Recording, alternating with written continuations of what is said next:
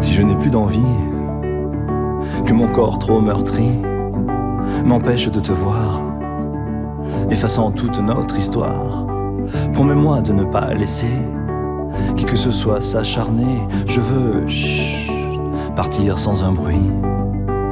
Bonjour, je vais essayer de répondre à une question souvent posée au cours des conférences.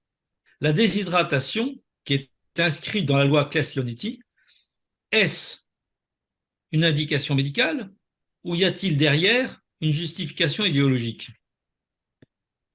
Il faut reconnaître que jusqu'à la loi Leonetti de 2005, l'arrêt de l'hydratation n'a jamais été prôné en médecine, jamais. La règle absolue était au contraire d'apporter une hydratation même minimale, dite de confort, en toutes circonstances. Et si la personne était dans le coma, on conseillait même, lorsqu'il n'y avait plus possibilité de faire de perfusion intraveineuse, d'apporter une hydratation par voie sous-cutanée. Alors, pour quelle raison la déshydratation que l'on combattait hier est-elle devenue une indication légale aujourd'hui? L'hydratation du corps peut-elle être considérée comme une thérapeutique qu'il faudrait arrêter dans le cadre d'un refus de l'obstination déraisonnable? Pas besoin d'être médecin pour comprendre.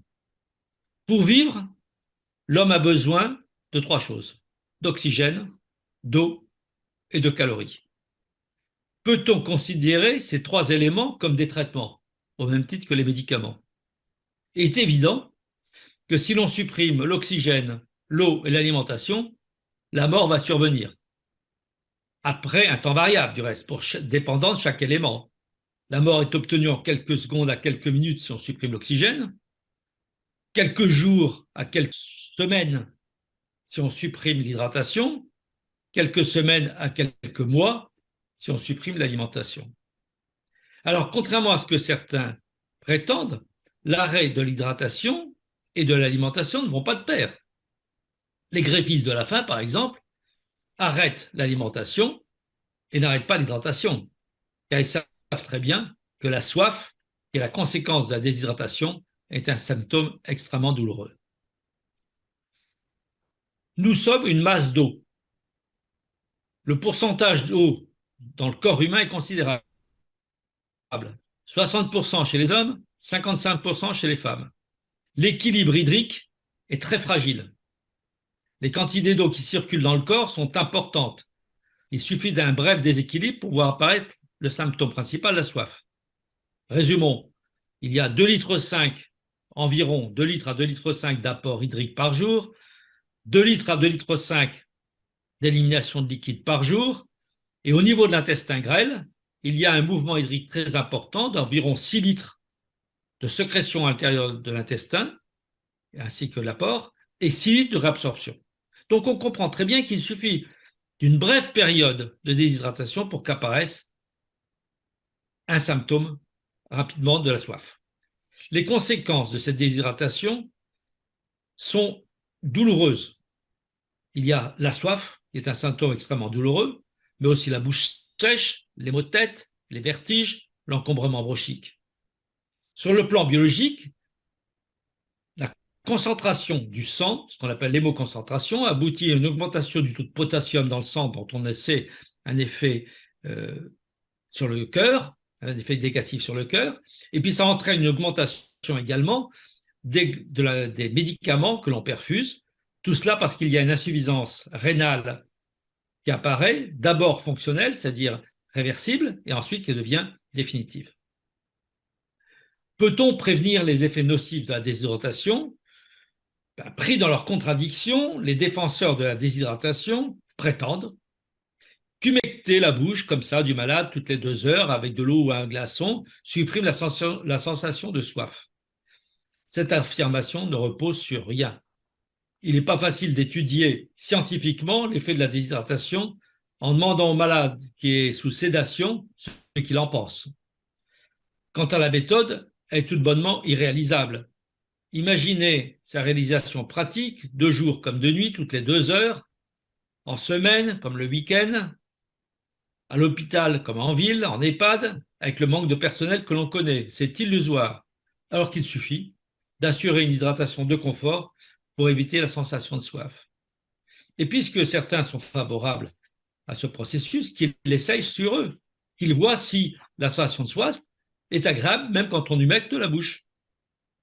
Alors, raison idéologique et raison médicale. Au stade de la sédation profonde et continue jusqu'au décès, l'objectif est clair.